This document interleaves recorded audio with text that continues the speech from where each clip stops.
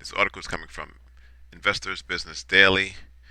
Tesla tumbles as margins dive. Elon Musk willing to push profits to zero. So Tesla earnings fell 21% from a year ago. However, revenues climbed 24%. So how could that be? Why did the stock drop? Well, margins were under pressure. Major price cuts boosted demand, but at the expense of earnings and profit margins. Tesla said they're willing to go to the floor of a 20% auto gross margins, excluding credits and leasing. So continue to expect the Tesla to continue to cut price on their cars. Take for example the Model Y that was cut by 3,000 with a starting price of 46,990.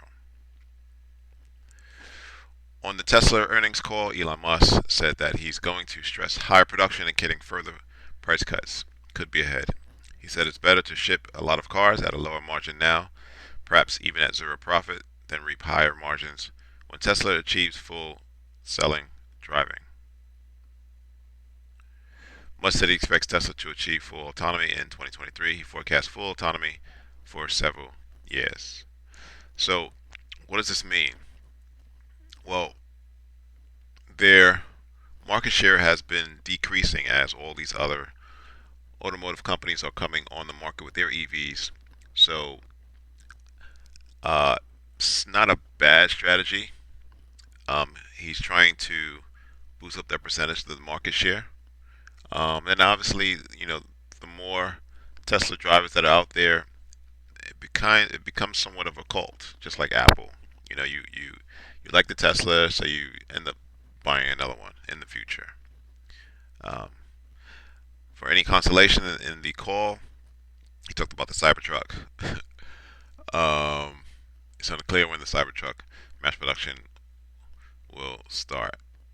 So let's go to the charts. Now, I actually did a short yesterday morning. So this was Wednesday morning before the earnings was in the evening of Wednesday, but I forgot to publish it. I published it last night, and what I said was because their market share decreased in multiple countries, because they were doing price cuts, this was going to affect their margins. Um, right now, price is currently set to open at 164. So, what's interesting though, when price was hovering around 200, there was some unusual option activity going out to April, Mayish, where there was a ton of put buying at the 134 level, which was right about here. 134 level. Now, can price continue to go down? Yes. I'm looking for the gap fill.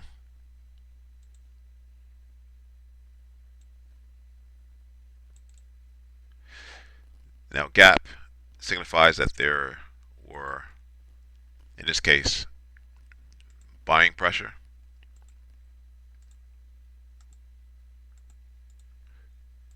So we're going to mark off 142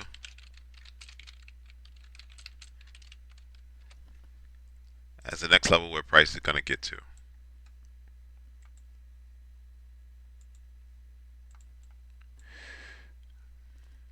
However, okay, it's on decent volume. Will price bounce here? Well, let's zoom out a little bit.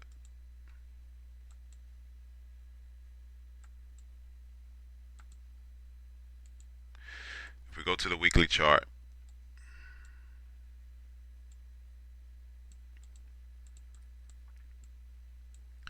we can see prices becoming relatively cheap at these levels.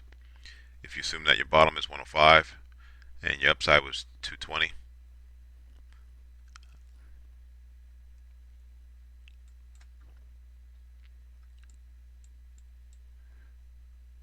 So I would anticipate a bounce, but the best level to go long is the greater imbalance between buyers and sellers back at the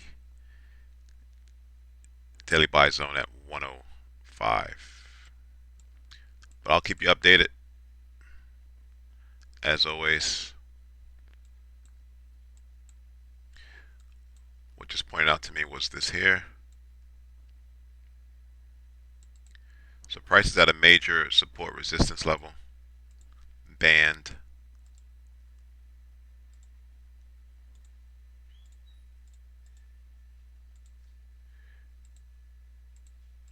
Support,